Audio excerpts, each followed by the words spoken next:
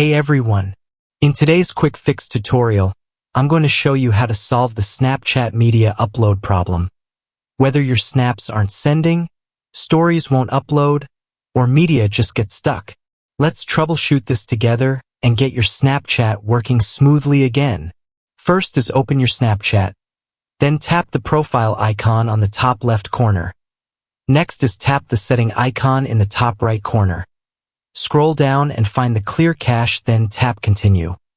After that, close the Snapchat and open it again.